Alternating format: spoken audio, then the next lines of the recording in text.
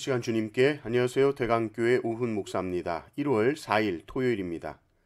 하나님 우리에게 주신 말씀은 요나 4장 1절에서 11절 말씀입니다.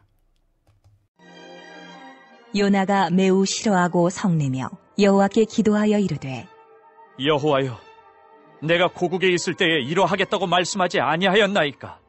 그러므로 내가 빨리 다시스로 도망하여 싸우니 주께서는 은혜로우시며 자비로우시며 노하기를 더디하시며 이내가 크시사 뜻을 돌이켜 재앙을 내리지 아니하시는 하나님이신 줄을 내가 알았음이니이다.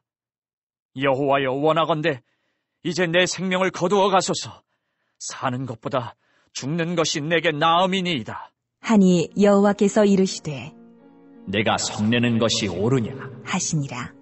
요나가 성읍에서 나가서 그 성읍 동쪽에 앉아 거기서 자기를 위하여 초막을 짓고 그 성읍에 무슨 일이 일어나는가를 보려고 그 그늘 아래에 앉았더라.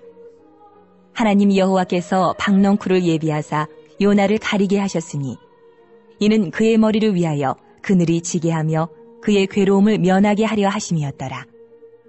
요나가 박넝쿨로 말미암아 크게 기뻐하였더니 하나님이 벌레를 예비하사 이튿날 새벽에 그 박넝쿨을 갉아먹게 하심에 시드니라. 해가 뜰 때에 하나님이 뜨거운 동풍을 예비하셨고 해는 요나의 머리에 쪼임에 요나가 혼미하여 스스로 죽기를 구하여 이르되 사는 것보다 죽는 것이 내게 나으니이다 하니라. 하나님이 요나에게 이르시되 내가 이 박넝쿨로 말미암아 성내는 것이 어찌 옳으냐 하시니 그가 대답하되 내가 성내어 죽기까지 할지라도 옳으니이다 하니라. 여호와께서 이르시되 내가 수고도 아니하였고 재배도 아니하였고 하룻밤에 났다가 하룻밤에 말라버린 이 박넝쿨을 아꼈거든. 하물며 이 큰 성읍 니느웨에는 좌우를 분별하지 못하는 자가 12만여 명이요 가축도 많이 있나니 내가 어찌 아끼지 아니하겠느냐 하시니라.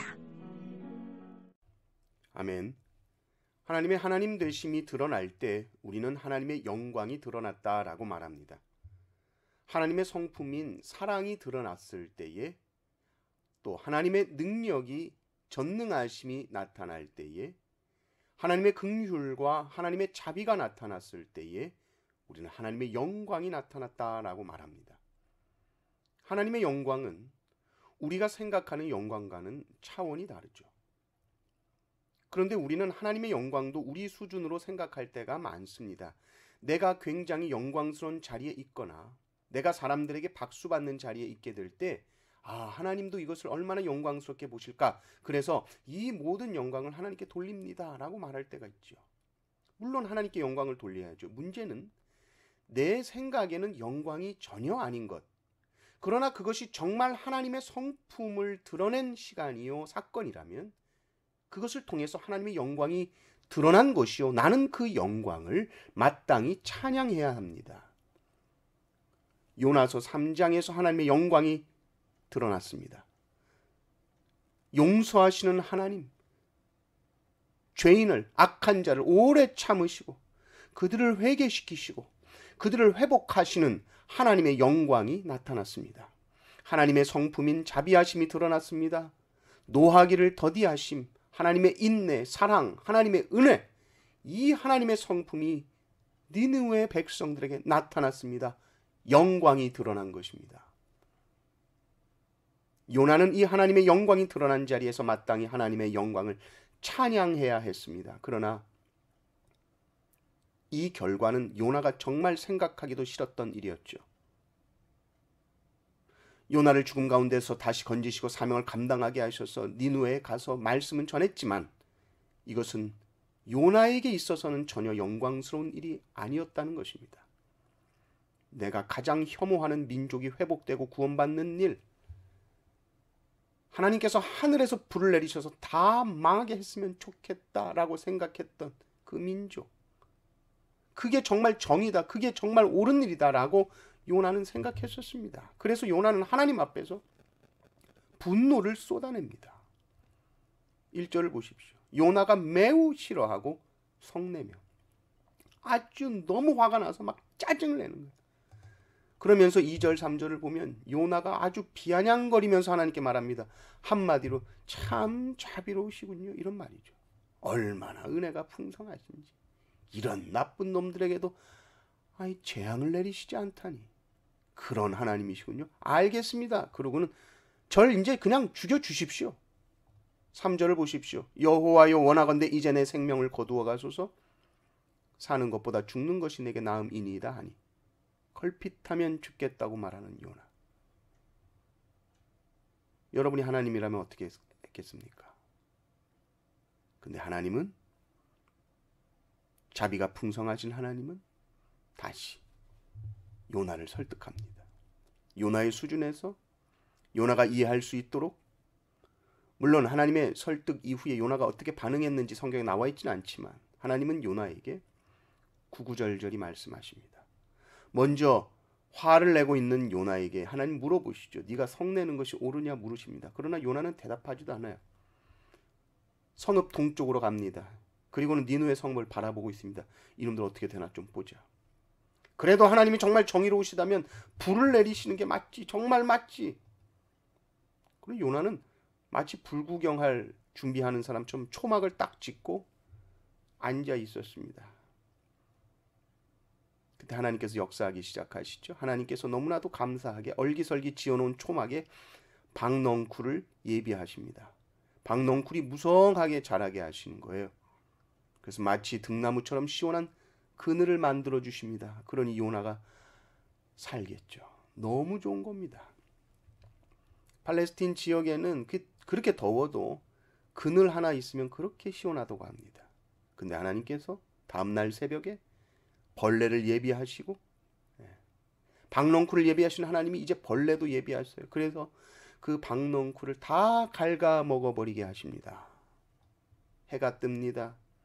요나가 죽겠는 겁니다. 해가 요나 머리를 내리쬐며 강타하는데 더워 죽을 지경이 됩니다. 그때 요나가 또 말합니다. 하나님 장난치세요? 저 죽여주세요. 왜 이렇게 저 괴롭히십니까? 왜 이 박넝쿨을 없앴어요? 이제 하나님께서 요나에게 가르치고 싶으셨던 한마디 말을 하십니다. 야, 네가 지금 화낸 게 맞아? 예, 내가 화내다 죽어도 제가 옳습니다. 네가 지금 박넝쿨 하나 없어졌다고 이렇게 화를 내고 있지. 네가 박넝쿨을 위해서 뭘 했니? 수고했니? 네가 재배를 했니? 지금 저 박넝쿨은 딱 하루 무성하게 자랐다가 하루 만에 지금 말라버렸어. 너가 이 하룻밤 났다가 하룻밤 말라버린 이 박넝쿨도 네가 그렇게 아까워하면서 아끼는데, 이 큰 성읍 니느웨에 12만 명의 사람이 있다. 가축도 있다. 이 뭘 모르는 좌우분별하지 못하는 사람이 12만 명이나 된다. 근데 내가 어떻게 이들을 아끼지 않느냐? 내가 이들의 아버지인데. 하나님이 요나에게 말씀하시죠. 요나의 눈은 오직 자기 민족, 그거 하나 생각할 줄 아는 사람입니다. 그래서 자기 민족에게 잘못한 자는 다 때려 죽일 놈이고 다 망해버려야 됩니다.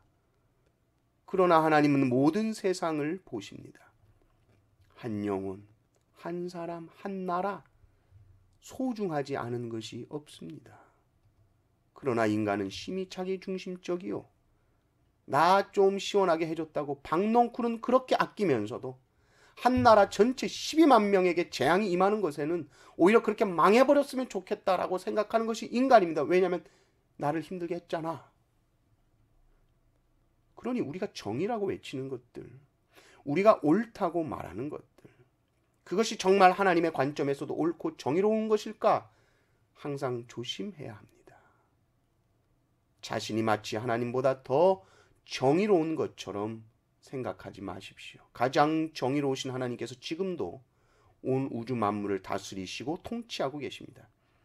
때로 우리의 생각에 하나님의 심판이 더디다는 생각이 들 수 있고, 저 사람은 완전히 망해도 된다고 생각하는 그 어떤 사람도 하나님은 그렇게 생각하지 않을 수 있습니다.